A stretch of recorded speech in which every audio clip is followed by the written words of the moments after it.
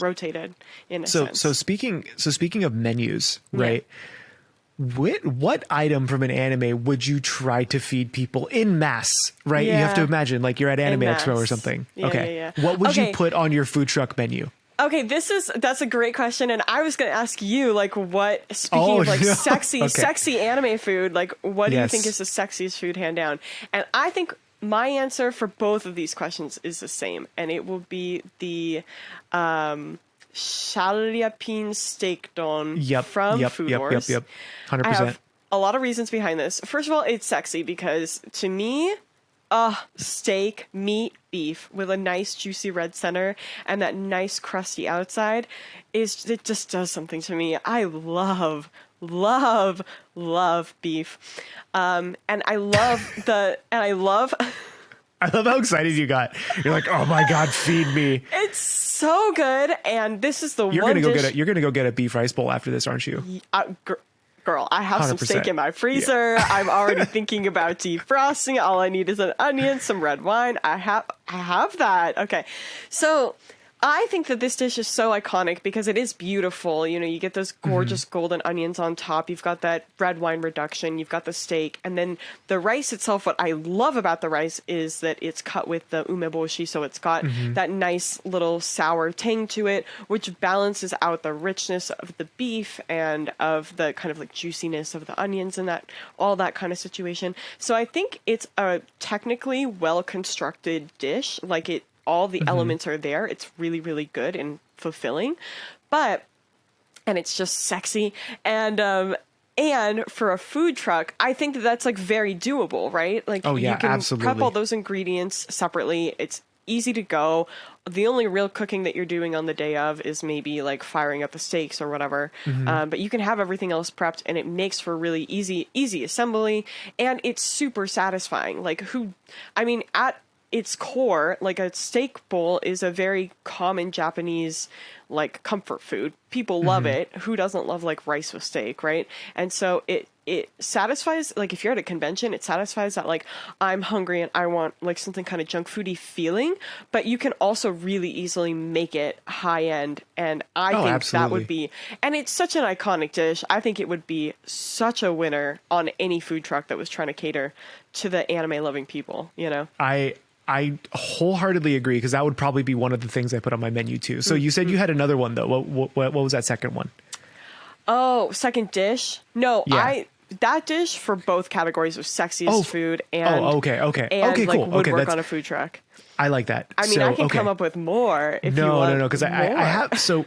I was gonna say the Charlie and Bean steak. So because I agree, right? You could have it as a bowl, and it's just like you just hand somebody this one thing. All they need is chopsticks or a spoon or whatever they want to use to eat it. Yeah, and they're done, right? No muss, no fuss. They can enjoy it. Right. I was thinking of honestly, it's two things, but I think of. My brain kind of sometimes goes too much into like the chef direction. And so my thought were like the bites, right? The bite-sized stuff at a convention. How do you get somebody to enjoy multiple bites of the same food, right? That's like made the same way. This is going to make more sense when I say it.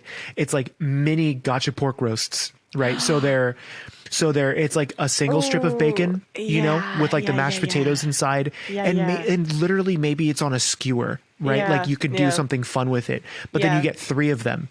And then like maybe a one of them situation. Right. And so like maybe one of them has sauce on it. Maybe one of them has some minced onion. Maybe the other one has like a cream based sauce to go with the bacon or like gravy, just throw straight up gravy on it. The other one that I thought of was, of course, this is still Food Wars, but I actually have three. So the second one would be a Food Wars karaage, right? Or a karaage. I always can never pronounce it right. Karaage. Okay. But the way Yukihira did it in the Vietnamese, I think it's a Vietnamese pancake. The zhao. I'm not going to pronounce it right, but it's a thin like Vietnamese style pancake they stuff the karaage with, right? And it's a pretty big portion. Yes. Right. And I had hashed this out with another friend of mine who also does a lot of video game food, right? His name is Andy, and he has a show on Twitch. It's great. But I was like, I want to do that, but I want to do savory waffle cones right? Like on a little serving tray. And then each waffle cone has like one giant piece of karaage.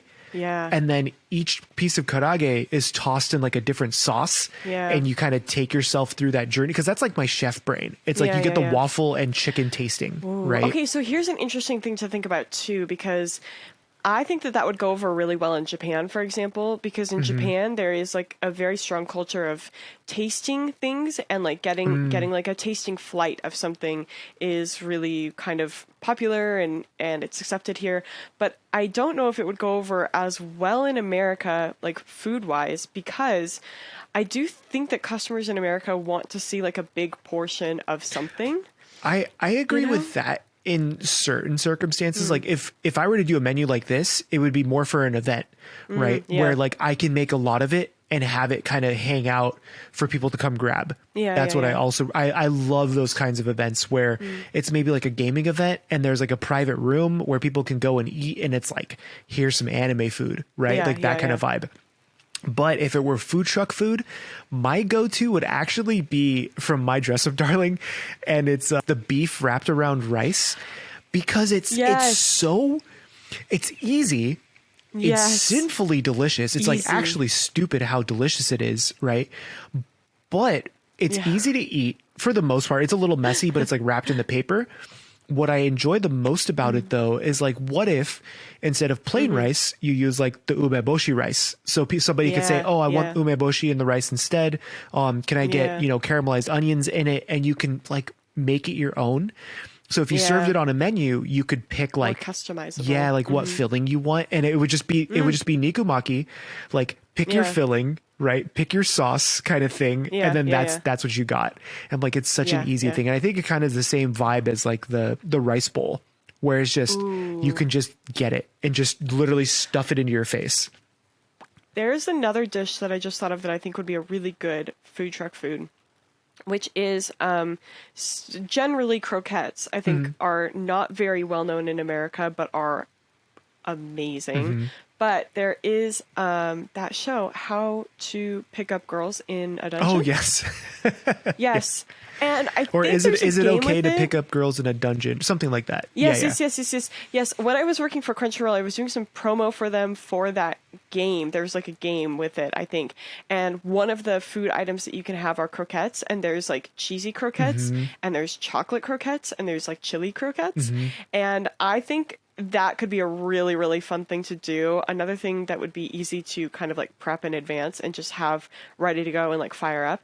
But you could do some fun stuff with that. Like everyone loves a good cheesy croquette. For anyone who doesn't know, it's basically like cheesy mashed potatoes fried inside of a shell. Like, it's so good. Sinfully good. It's like a fancy tater tot almost.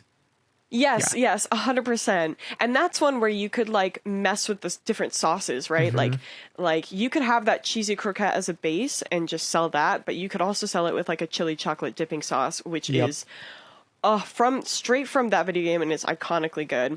They also have a matcha cream like croquette, which is kind of like a sweet version of it, and it's literally like matcha whipped cream. I love that so much. This whole conversation is making me hungry. Is this what our episodes are going to devolve into? Is we're just talking about like sexy food by the end of it, and it's like, let's just go eat. I'm so hungry. Oh my God. I know.